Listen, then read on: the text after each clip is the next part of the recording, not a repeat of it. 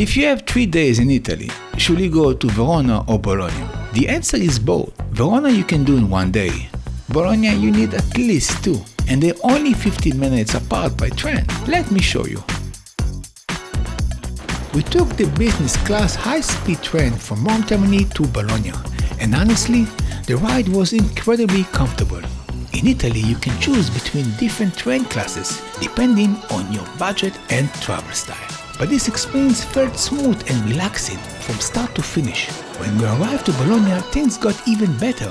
Our hotel was literally across the street from the train station, so within minutes we were already in our room. For 2 nights, included breakfast, we pay around $300, which made this part of Italy trip convenient and affordable.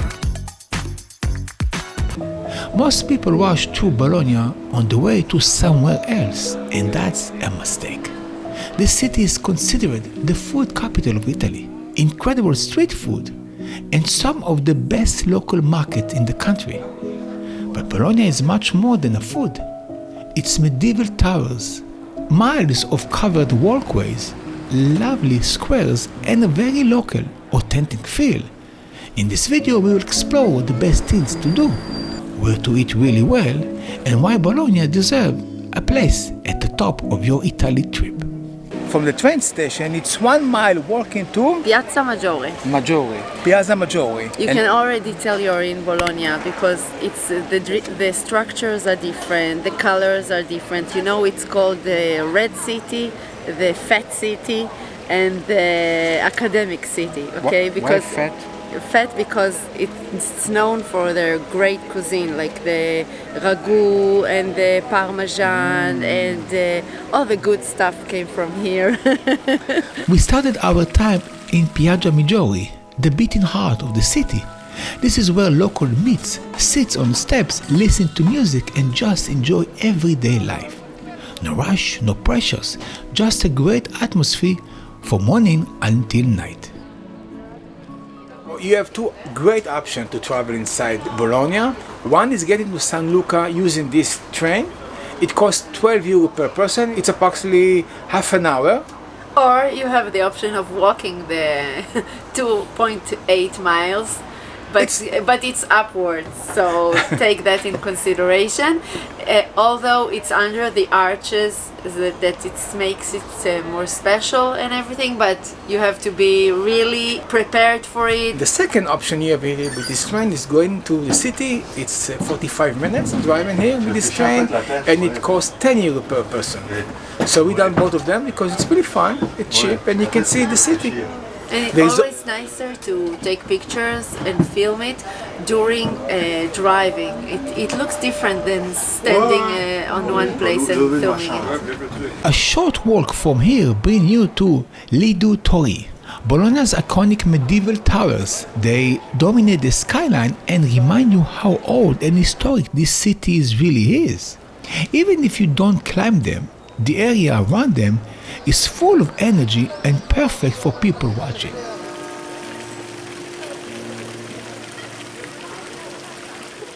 One of the things that makes Bologna so unique is the Porticos di Bologna, miles of covered walkways that protect you from the sun and the rain and make walking in the city a pleasure. You can explore for hours without even notice the time. Of course, food is a massive part of Bologna, and the best place to feel it is in the Quadrilatero, a small street packed with fresh pasta shops, cheese, meats, bakeries, and tiny wine bars. This is authentic Bologna food culture, not a tourist show. Sweet, I love it. It's small and it's warm, and it's scallops and zucchini.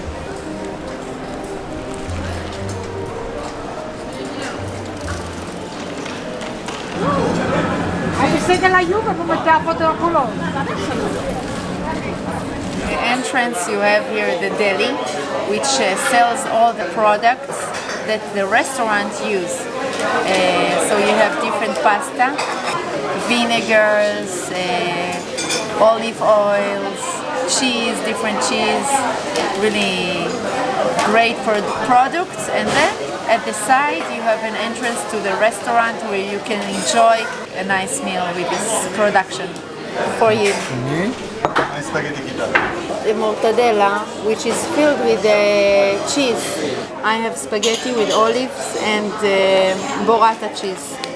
For completely different perspective, we headed up to the sanctuary of San Luca. Sitting above the city, this spot offers one of the best views of Bologna.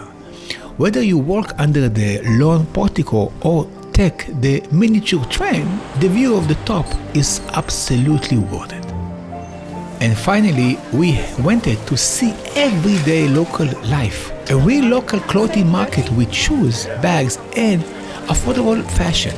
No souvenirs, no tourist traps, just a local doing their shopping. On Piazza delle 8 Agosto, there is a market that open only on Friday and Saturday. The name of the market is La Pizzola Market. Really impressive place, more than 400 vendors selling a lot of stuff.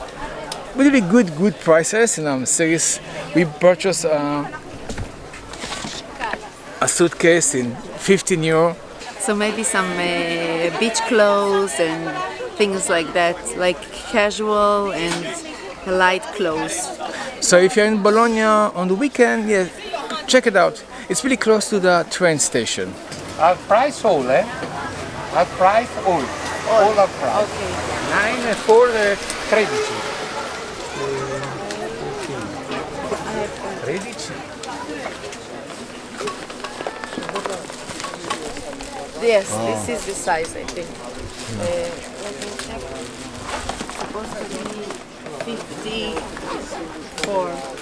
Yeah, I think this one is the 25. That's the correct size for the trolley. Yeah. When you see a big oven, you know there's a great pizza. And when you see the pasta in the window, that it's fresh pasta, you know this is the place to order the pasta. Yeah. And plate of meat and cheese mixed together with butter and good wine. What you need more? Nice. Can it come together, not as a starter? Where is it? Where is it? The sun? What? Bologna completely surprised us with the food culture. Even in the middle of the busy summer season, the atmosphere felt warm, relaxed and incredibly authentic.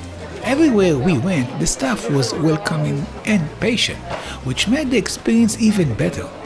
From fresh handmade pasta and rich ragu sauce, every meal felt special. What we love most is that Bologna doesn't feel like a city trying too hard for tourists. It's feel real. The food is simple, traditional and full of flavor. If you're visiting Italy and love food, Bologna is honestly a city you cannot skip.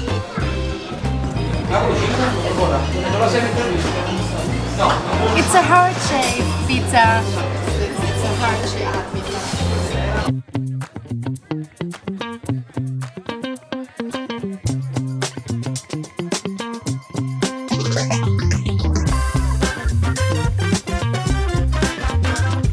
After 2 amazing days in Bologna, it was time to head back to the train station and continue our Italy journey to Verona.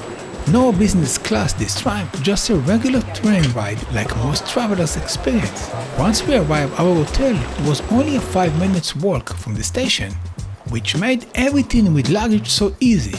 And from there, your adventure through Verona's beautiful old city officially begins.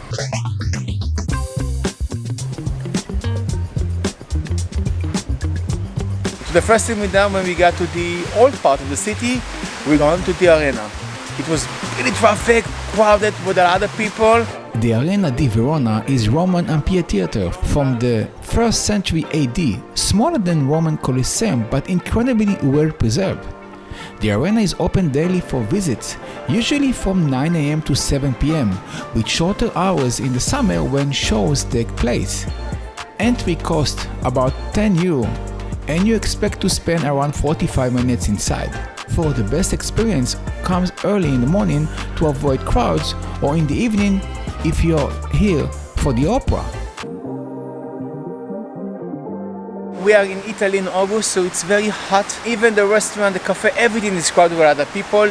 So you need to have a lot of patience. And sometimes, when you're on the roads, trains, buses, taxis, it sometimes can be a little bit tough.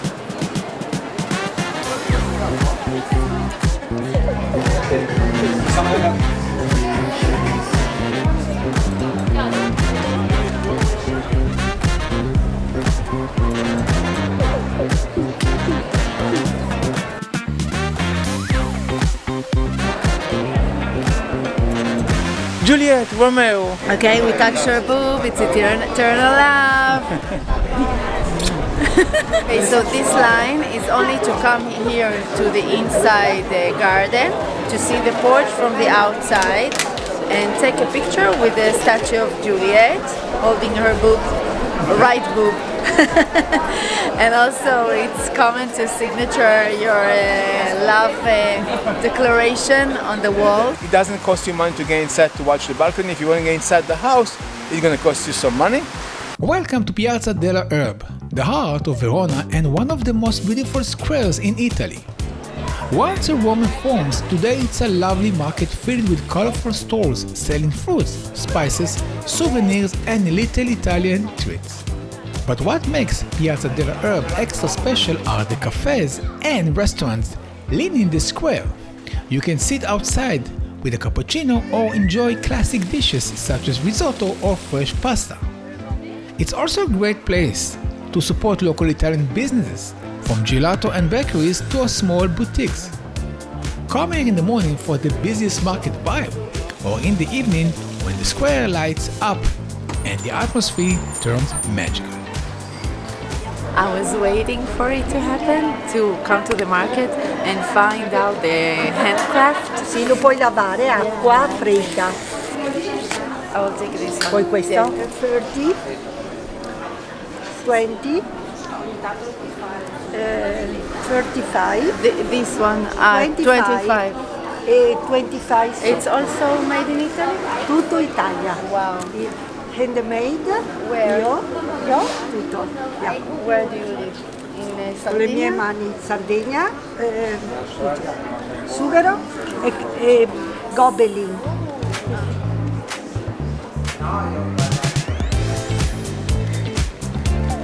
Okay, never mind, I'll take the big. Okay. Razia, I want you to listen Listen to what? To the birds? to the quiet. Yes. How calm and serene it is. If you sit in the places that in the major part of the city, you're going to pay a lot of money. Walk a little bit, a couple hundred feet away from the major places, and you're going to find a little bit more decent prices.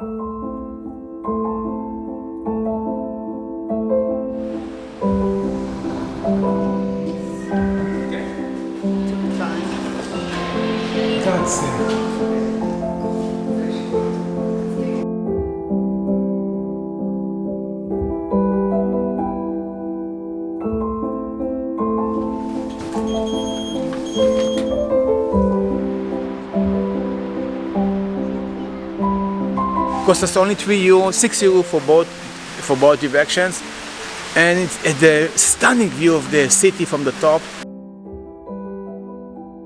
I love Verona because it was really nice to see most of the famous places in Verona in less than 6 hours. So I felt like everything is so commercial, You don't have anywhere to sit unless you sit in the cafe. In the market, it's like a big square, okay? I want to buy some fruit, I want to buy some ice cream and sit down. You can see people struggling with their feet, trying to have like a few minutes for a rest. You can see people are exhausted. okay, but let's talk about the good thing here. The arena was beautiful.